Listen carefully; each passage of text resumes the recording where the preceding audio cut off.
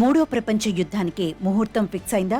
ప్రస్తుతం ప్రపంచంలో జరుగుతున్న యుద్ధానికి ఇందుకు కారణం కానున్నాయా అంటే అవును అనే సమాధానం చెప్తున్నారు విశ్లేషకులు. ఇప్పటికే ప్రపంచంలో 2 యుద్ధాలు కొనసాగుతున్నాయి.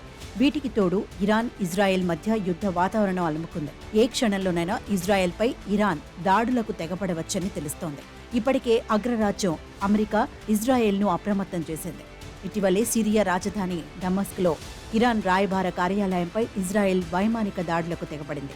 ఈ ఘటనలో పలువురు ఇరానీ ఆఫీసర్లు ప్రాణాలు కోల్పోయారు. మరోవైపు గాజాపై దాడిని కూడా ఇరాన్ జీర్ణించుకోలేకపోతోంది. దీంతో ఇజ్రాయెల్పై దాడి చేయాలని ఇరాన్ నిర్ణయం తీసుకుంది. ఈ విషయంలో జోక్యం చేసుకోవద్దని ఇప్పటికే అమెరికాను ఇరాన్ హెచ్చరించింది. జోక్యం చేసుకుంటే తీవ్ర పరిణామాలుంటాయని వార్నింగ్ ఇచ్చింది. ఇరాన్ కోపం చూస్తుంటే ఏ క్షణంలోనైనా ఇజ్రాయెల్పై దాడులు జరగొచ్చని తెలుస్తోంది. మరోవైపు ఇజ్రాయెల్ కూడా అప్రమత్తమైంది. ఇరాన్ను ధీటుగా ఎదుర్కొనేందుకు అస్త్రాలను సిద్ధం చేసుకుంటుంది.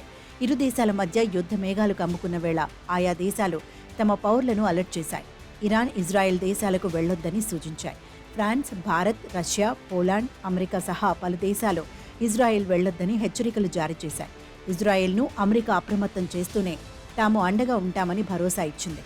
ఇజ్రాయెల్ ప్రధాని నెతన్యాహుకు అమెరికా అధ్యక్షుడు బైడెన్ ఫోన్ చేసి భరోసా ఇచ్చారు. ఇరాన్ ఏ క్షణంలోనైనా దాడులకు పాల్పడొచ్చని, అందుకు సిద్ధంగా ఉండాలని అలర్ట్ చేసింది. మరోవైపు జర్మన్ సహా పలు దేశాలు విమాన సర్వీసులను రద్దు చేశాయి.